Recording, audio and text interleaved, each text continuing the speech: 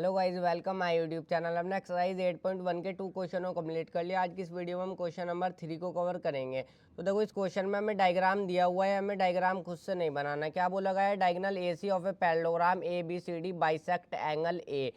देखो, एक पैरेललोग्राम हमें दिया हुआ है ABCD। ये जो है हमारा एक पैरेललोग्राम है, इसका जो डायगोनल AC है वो जो है हमारा बाइसेक्ट करता है एंगल A को। यानी कि जो डायगोनल है AC, ये जो है इसको एंगल A को बाइसेक्ट करता है। बाइसेक्ट करने का क्या मतलब है? यानी कि दो इक्वल पार्ट्स में डिवाइड करना।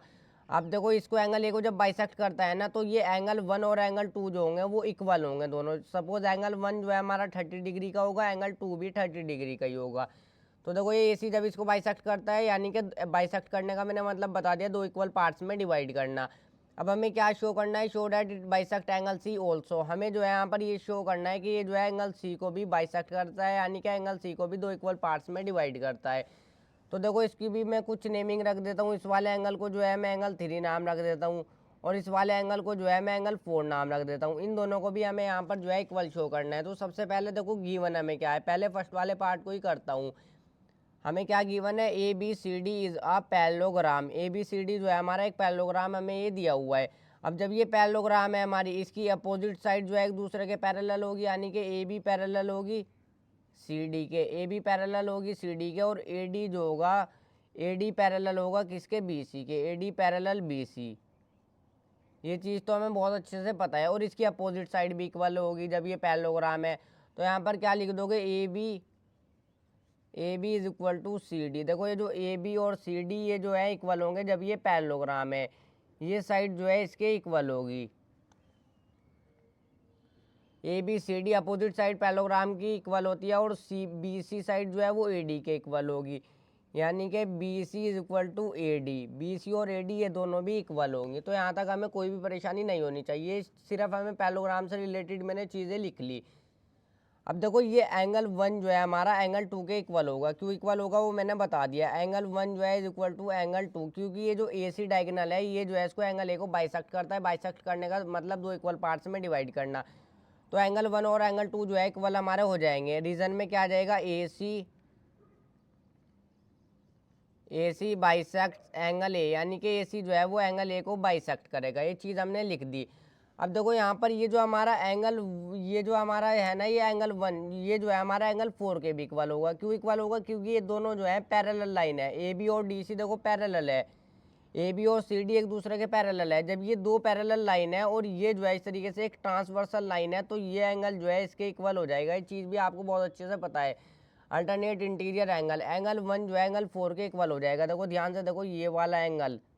अब हम बहुत सारे इस तरीके के क्वेश्चन कर भी चुके हैं, तो इजीली समझ लोगे। देखो, ये पैरेलल लाइन है और ये जो है एक ट्रांसवर्सल लाइन है, तो एंगल 1 जो है एंगल 4 के इक्वल हो जाएगा। तो यहाँ पर से क्या लिखोगे? Angle 1 is equal to angle 4। Reason में क्या आ जाएगा?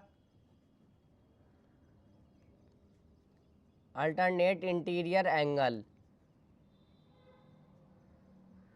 अल्टरनेट इंटीरियर एंगल्स, ये दोनों जो है अल्टरनेट इंटीरियर एंगल्स है, तो इक्वल हो जाएगा। तो अब देखो, एंगल 1 एंगल 4 के इक्वल हो गया। देखो, ये साइड जो है इसके इक्वल भी होगी। तो एंगल 1 जो एंगल 4 के इक्वल हो गया। अब यहाँ पर से ध्यान से समझो, इस तरीके से डायग्राम को कर लेता हूँ। ये दोनों भी पैरेलल लाइन है, ये दोनों भी पैरेलल लाइन है, BC और AD। और ये जो है इस बार एक ट्रांसवर्सल लाइन है, ये वाली ट्रांसवर्सल लाइन। तो एंगल 2 और एंगल 3 भी इक्वल होंगे। ये भी अल्टरनेट इंटीरियर एंगल है। देखो, इस तरीके से पैरेलल लाइन है, ये एक ट्रांसवर्सल लाइन है। इस तरीके से देखो, Z की तरह बने हुए हैं, Z की तरह इस तरीके से बने हुए हैं। तो ये वाला एंगल इसके इक्वल होगा। बिल्कुल सेम यही कंडीशन। तो यहाँ पर क्या लिख दोगे? एंगल 2 जो है हमारा वो एंगल 3 के इक्वल होगा।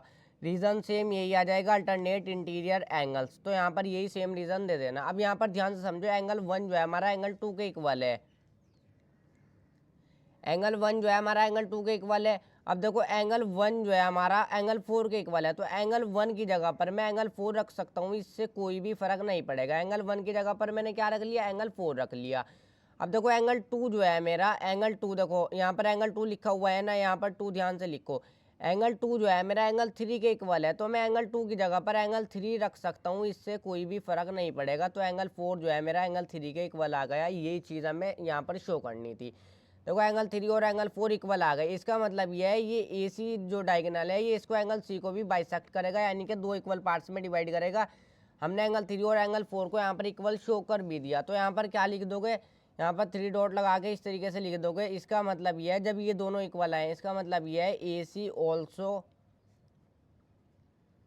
ऑल्सो बाइसेक्ट एंगल सी, यानी कि ए सी जो है ये इसको एंगल सी को भी बाइसेक्ट करेगा, यानी कि दो इक्वल पार्ट्स में डिवाइड करेगा। अब देखो सेकंड वाले पार्ट को नेक्स्ट पेज पर कर लेता हूँ। इसमें क्या बोला गया, हमें शो करना है ए बी सी डी, ये जो है हमारा एक रोम्बस है। अब देखो हमें जो है इसकी चारों साइड इक्वल करनी पड़ेगी। अगर हम इसकी चारों साइड इक्वल कर दे तो इससे ये शो हो जाएगा कि ए बी सी डी जो है एक रोम्बस है। जिस भी पैरेललोग्राम की चारों साइड इक्वल होती है वो हमारा एक रोम्बस होता है। अब देखो ऐसा नहीं है इसको मैं रोम्बस शो कर दूंगा तो इसको मैं पैरेललोग्राम नहीं बोल सकता, फिर भी मैं इसको पैरेललोग्राम बोल सकता हूँ। मगर यहाँ पर मुझे जो है इसको रोम्बस शो करना है तो देखो किस तरीके से करूँगा। अब इस क्वेश्चन को भी करने के दो तरीके हैं। हमें जो है इसकी एडजेसेंट साइड इक्वल करनी पड़ेगी, यानी कि पड़ोसी साइड। देखो एडजेसेंट वर्ड मैंने इंट्रोडक्शन वाली वीडियो में बहुत अच्छे से बताया था। एडजेसेंट एंगल्स भी मैंने बताए थे, यानी कि पड़ोसी एंगल। एडजेसेंट का क्या मतलब है, यानी कि पड़ोसी साइड। एडजेसेंट साइड में यहाँ पर इसकी इक्वल करूँगा, या तो ये दो साइड इक्वल कर लूँ या फिर ये दो साइड इक्वल कर लूँ, कोई सी भी दो साइड इक्वल कर लूँ। वो किस तरीके से करूँगा, उसके सेकंड वाले पार्ट को करने के दो तरीके हैं, दोनों तरीके मैं आपको बता दूंगा। अब देखो सबसे पहले मैं दो ट्राइंगल ले लूँगा, उसको कॉन्ग्रुएंट कर दूंगा, उसके बाद दो एडजेसेंट साइड यानी कि पड़ोसी साइड सीपीसीटी रूल से इक्वल कर दूंगा। तो अब देखो मैं दो ट्राइंगल ले लूँगा, दोनों को कॉन्ग्रुएंट करूँगा। एक तो मैं ट्राइंगल ले लूँगा बी ए सी, एक तो मैंने ले लिया बी ए सी ये वाला, और एक ट्राइंगल ले लूँगा मैं D A C. B A C and triangle D A C मैंने बता दिया। इस क्वेश्चन को करने के दो तरीके हैं, दोनों तरीके मैं बता दूंगा। बी ए सी ले लिया और डी ए सी ले लिया। अब देखो जब मैंने यहाँ पर नाम बी ए सी रखा है ना, तो मैं यहाँ पर ए डी सी नहीं रख सकता, डी ए सी रखूँगा, क्योंकि यहाँ से लिया है इधर से इस कोने से बी ए सी, तो यहाँ पर भी इस कोने से लूँगा डी ए सी। अब देखो बी ए सी ट्राइंगल का एंगल 1 जो है और डी ए सी ट्राइंगल का एंगल 2 जो है ये दोनों इक्वल है। तो सबसे पहले ये लिख दो, इस वाले ट्राइंगल का एंगल 1 जो है वो इसके इक्वल है एंगल 2 के। अब देखो रीजन में क्या आ जाएगा, रीजन में सेम वही चीज़ आ जाएगी, क्योंकि ये जो ए सी है डायगोनल इसको बाइसेक्ट करता है। यहाँ पर रीजन में जो है वही सेम चीज़ दे दोगे, ए सी बाइसेक्ट एंगल ए, क्योंकि ए सी जो है वो एंगल ए को बाइसेक्ट करता है, इसलिए दोनों इक्वल है। अब देखो यहाँ पर एक साइड यहाँ पर कॉमन है, ए सी साइड जो है कॉमन है दोनों में, तो कॉन्ग्रुएंट करना तो आपसे बहुत अच्छे से आता ही होगा। ए सी इज इक्वल टू ए सी, ये साइड जो है हमारी कॉमन हो गई। अब देखो ए सी कॉमन हो गई।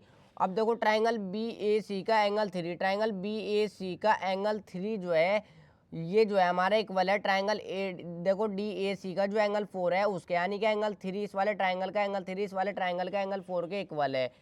तो angle 3 is equal to angle 4, बिल्कुल आसान है। देखो क्योंकि ये क्यों इक्वल है, क्योंकि ए सी जो है वो बाइसेक्ट करता है, ए सी यहाँ पर पूरा लिख लेना, ए सी बाइसेक्ट, क्योंकि ए सी जो है वो बाइसेक्ट करता है एंगल सी को भी, यानी कि दो इक्वल पार्ट्स में डिवाइड करता है। तो अब देखो दोनों ट्राइंगल के दो कोरस्पॉन्डिंग एंगल इक्वल हो गए और एक कोरस्पॉन्डिंग साइड इक्वल हो गई। तो ट्राइंगल बी ए सी जो है हमारा वो कॉन्ग्रुएंट हो जाएगा ट्राइंगल डी ए सी के। कौन से वाले रूल से, ध्यान से समझो। देखो जोन से दो साइड एंगल इक्वल है, उनकी बीच वाली एक साइड इक्वल है। देखो दो एंगल इक्वल है और एक साइड इक्वल है, तो एंगल साइड एंगल रूल यहाँ पर लगेगा। एंगल की बात हुई है पहले, फिर साइड की बात हुई है और फिर जो है एंगल की बात हुई है। एंगल साइड एंगल रूल से दोनों ट्राइंगल कॉन्ग्रुएंट हो जाएंगे। अब जब देखो ये दोनों ट्राइंगल कॉन्ग्रुएंट हो गए तो इसकी ये साइड इसके इक्वल कर लूँगा मैं, ए बी और ए डी जो है इक्वल कर लूँगा, क्योंकि अपोजिट साइड तो इक्वल है। यहाँ पर ए बी और ए डी इन दोनों एडजेसेंट साइड को मुझे इक्वल करना पड़ेगा। तो देखो ए बी की कोरस्पॉन्डिंग सेकंड वाले से चले इस पर चले गए, ए बी की कोरस्पॉन्डिंग साइड कौन सी है, ए डी है, तो कोरस्पॉन्डिंग साइड इक्वल हो जाती है सीपीसीटी रूल से। तो A B is equal to A D, इन दोनों को मैं इक्वल कर लूँगा यहाँ पर से सीपीसीटी रूल से। अब देखो ए बी जो है मेरा ए डी के इक्वल है और ए बी मेरा सी डी के भी इक्वल है, यानी कि देखो ए बी मेरा ए डी के इक्वल है और ए बी मेरा सी डी के भी इक्वल है। तो ये ए डी और ए बी, ए डी और सी डी ये भी आपस में इक्वल हो जाएंगे, यहाँ पर भी 2 मार्क आ जाएंगे। अब देखो यहाँ पर एक चीज़ और ध्यान से समझो, ए डी मेरा ए बी के इक्वल है, ये जो मेरा कहाँ पर गया, ए डी मेरा जो है इसके ए बी के इक्वल है। ए डी जो है मेरा यहाँ पर किसके, ए डी जो है देखो मेरा ए बी के इक्वल आ गया, ए डी मेरा ए बी के इक्वल आ गया, और ए डी जो है मेरा बी सी के भी इक्वल है। देखो ए डी मेरा बी सी के भी इक्वल है, तो यानी कि बी सी और ए बी ये भी आपस में इक्वल हो जाएंगे। इस तरीके से चारों साइड जो है एक दूसरे के इक्वल हो जाएगी। जब ये चारों साइड एक दूसरे के इक्वल हो जाएगी इसका मतलब ये है ये जो है ए बी सी डी हमारा एक रोम्बस हो जाएगा। तो यहाँ पर क्या लिख दोगे, देखो यहाँ पर इस तरीके से लिखोगे, A B is equal to B C is equal to C D is equal to A D, ये चारों साइड आपस में इक्वल हो जाएंगी। जब ये चारों साइड इक्वल होंगी तो यहाँ पर एक लाइन लिख दोगे, all sides of parallelogram are equal, all sides of parallelogram are equal, इस पैरेललोग्राम की ऑल यानी कि चारों साइड इक्वल आ गई, देयरफॉर इस तरीके से ए बी सी डी ये जो है हमारा एक रोम्बस हो जाएगा।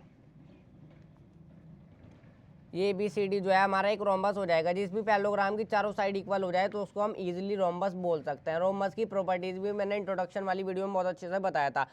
अब देखो इसको करने का एक और तरीका है, वो भी मैं बता देता हूँ किस तरीके से। हम जो एक ट्राइंगल उठा लेंगे ए बी सी और एंगल 1 एंगल 3 को मैं इक्वल कर लूँगा। वो किस तरीके से करूँगा, देखो एंगल 1 जो है मेरा एंगल 2 के इक्वल है, तो एंगल 1 की जगह पर मैं एंगल 1 ही रखूँगा। एंगल 2 जो है मेरा एंगल 3 के इक्वल है, देखो ध्यान से समझो, एंगल 2 जो है मेरा एंगल 3 के इक्वल है, तो मैं एंगल 2 को जो है एंगल 3 के यहाँ पर एंगल 2 की जगह पर एंगल 3 रख लूँगा। जब मेरा एंगल 1 और 3 इक्वल हो जाएंगे, जब भी किसी ट्राइंगल के दो एंगल इक्वल हो तो उसकी अपोजिट वाली साइड भी इक्वल होती है। तो अपोजिट साइड ए बी और बी सी इस तरीके से भी एडजेसेंट साइड ये इक्वल हो जाएगी, यानी कि पड़ोसी साइड।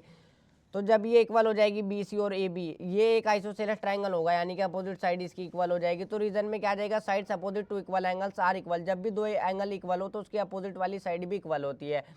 तो इस तरीके से भी ये चारों साइड इक्वल हो जाएगी। तो रीजन में दे सकते हो all sides of parallelogram are equal, parallelogram की चारों साइड इक्वल है, तो इसका मतलब ए बी सी डी जो है एक रोम्बस है। इस तरीके से भी कर सकते हो, सेकंड वाले पार्ट को किसी भी तरीके से कर सकते हो।